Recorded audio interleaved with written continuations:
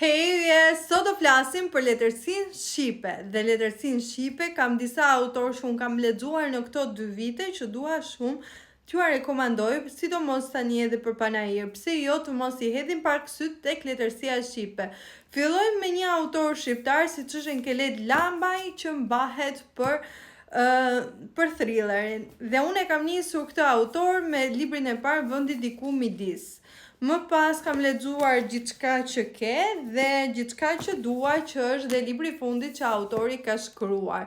Dhe duhet ta merrni patjetër nëse ju pëlqen zhanri i thrillerit. Por një tjetër autore që mund të them që ka shkruar në zhanrin e thrillerit është Genta Hodo me Vorbullën, që e kam lexuar këtë vit. Kështu që këto janë autorët e thrillerit dhe le të kalojmë tek autorët e tjerë shqiptar. Në zhanrin fantazi, unë do të cilësoja Joana Jakun me Fatet dhe imitimet nga Dritë Hijet, normalisht, sepse është një sag dhe kur vajza e sagave ju sugjeron një sag, ju çfarë duhet të bëni, duhet ta merrni me patjetër. Është e kohë të flas për Joanën, sepse e dini shumë mirë se çfarë dashurie kam për këtë autore. Dhe tashmë kalojmë tek një tjetër autor shqiptar, siç është Klajdi Thaçi. Jam njohur shumë rastësisht me këtë autor dhe më ka pëlqyer jashtëmase Porta e 7 dhe Në mbretërinë e së të vërtetës. Porta e 7 është më shumë në zhanrin fantazi, di që është sag dhe mezi po pres që autori të shkruajë librin e dytë sepse dua shumë ta lexoj. Dhe nëse ju bie në dorë ky libër në panajër, mos nguroni ta merrni. Ndërsa në mbretërinë e së vërtetës mund të them shumë unë më zhdukur si kur po flasim për Shqipërinë. Kështu që nëse doni të shikoni pak Shqipërinë në një tjetër këndvështrim, është libri i duhur.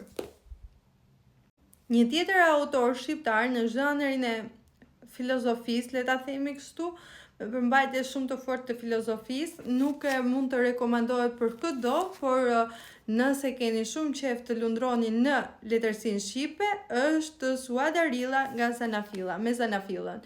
Kështu që ky është në zhanrin filozofik dhe le të kalojmë tek bashkohorët.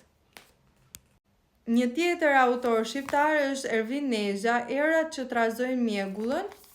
Është një legjenda e Gjergjit Lezalis, dhe nëse doni ta shikoni pak më të modernizuar këtë legjend, atëre merreni me patjetër. Unë do lë dhe një libër tjetër të njëjtit autor që do t'ju lë këtu. Unë nuk e kam lexuar, por shumë dua ta lexoj dhe atë libër, sepse kam dëgjuar fjalë goxha të mira. Ju e vini re deri më tashmë që mua kur më pëlqen një autor, më pëlqen jashtëmase shumë dhe mundohem të lexoj të gjithë librat e tij. Dhe do flasim për Ymer Çelën.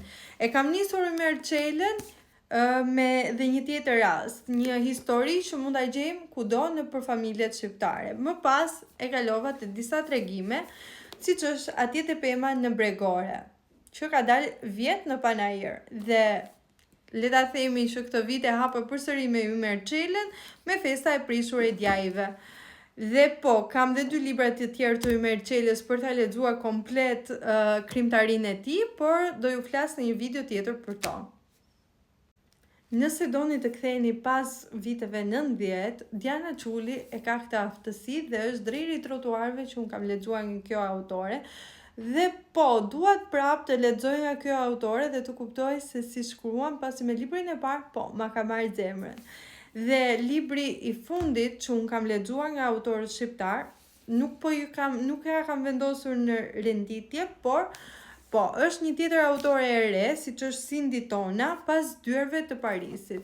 Edhe kjo më ka pëlqyer jashtëmase shumë dhe duhet patjetër ta lexoni.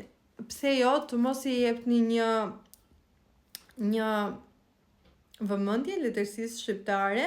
Dhe e fundit, ose më saktë, libri që unë tashmë kam në dorë është Ardian Vebiu në atë vend Mbresa udhëtimesh imagjinare, që është një libër me proza të shkurtra, por që përshkruan tamam Shqipërinë.